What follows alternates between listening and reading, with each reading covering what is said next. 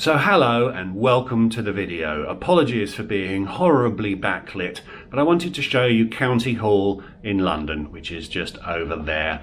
So I made a video last week about my trip up to London on HS1. Check that out up here if you haven't already.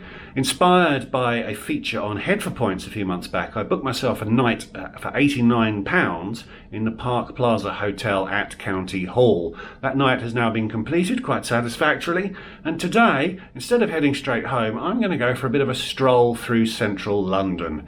I've not been up here for well over a year, and quite a lot I think has changed in that year because of the you-know-what. So I am quite interested to see what I can find. Whether it will make a good video or not, we will see. But if you'd like to find out, and if you'd like to come with me, then stick around. Hi, I'm Matt. Over the last 25 years, I've travelled a lot. I've lived in 5 countries on 4 continents. I've flown over 1.3 million miles. I've visited over 100 countries, every American state, but I'm nowhere near done. So subscribe to the channel so you can come with me. Park Plaza hotels are part of the Radisson Group, and they are fairly densely packed into the South Bank area of London. The County Hall property I stayed in is directly across the street from the Westminster Bridge property. This is actually a pretty good part of London to base yourself in when visiting, as you are in fairly easy walking distance from many of the main attractions. My room overlooked the old international platforms of Waterloo Station, where the Eurostar trains arrived before the St Pancras terminus was built. The room itself was a typical posh hotel room, which did precisely what you need without distinguishing itself from other posh hotel rooms in any way, which perfectly illustrates the point I made in my recent video about choosing hotels, in that I'd prefer to stay somewhere independent that had some personality. But this was my first hotel stay in 8 months, so it worked well, and as I said in the intro, the price and location were great. I must remember to video a hotel room when I arrive and it is pristine, rather than when I depart when it isn't. The shower was outstanding for anyone less than 5'6" tall. So I always think that walking is the best way to see any city, so I headed off across Westminster Bridge towards Parliament Square. On the south bank is St Thomas's Hospital, where Boris Johnson had his spell in intensive care last year. It's also the site of the occasional flyer talk do. The County Hall complex had a convenient model of Big Ben, as the real one is not currently presenting well. Another beautiful summer's day in England.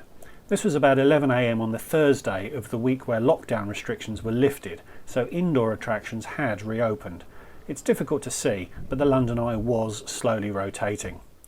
I was perhaps 10 minutes into my expedition by now, and it was becoming clear that things were very quiet.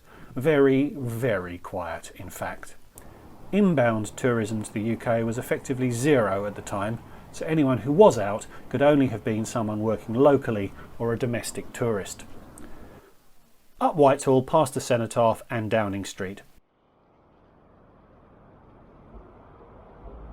I'd visited London aged perhaps 10, and a very nice copper had walked me up the street to take a look at the door to number 10, but I don't think that's a service currently being offered. Getting close to the touristic centre of London now, and confirmation that there was no tourism.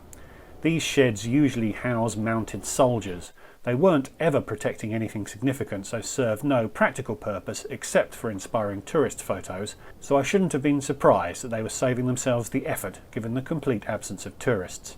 A deserted Horse Guards parade too. Up to Trafalgar Square. I was starting to quite enjoy being able to move so freely around an area that is usually heaving with tourists.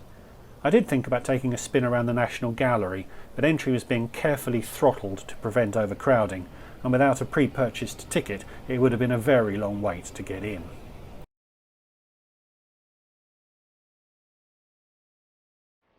I spent a good few years working with restaurants and had been worried that the sector had been decimated over the last year.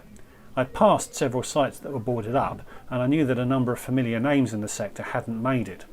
But as I got deeper into the tourist heart of London, I was heartened to see that most places were open.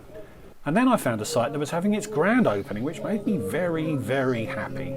Even more so as it was a Jollibee, which is a Filipino brand I know well from my time living in Manila. It was really good to see that most places have survived, but also that new brands were opening. My glass is always half full, and I am strongly inclined towards optimism. Hey, I started a travel-based YouTube channel during a pandemic when no one can travel.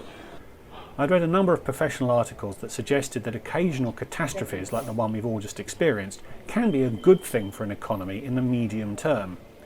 That's because weaker businesses are weeded out and stronger businesses that survive have their positions solidified.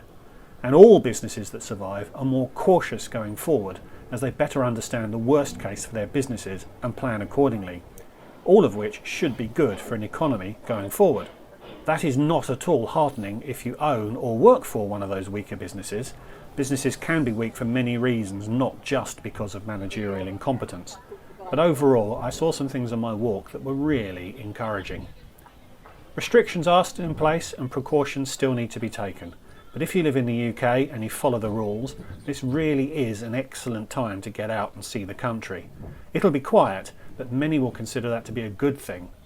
As hospitality reopens, they need your support, and take it from me, they will be very, very happy to see you.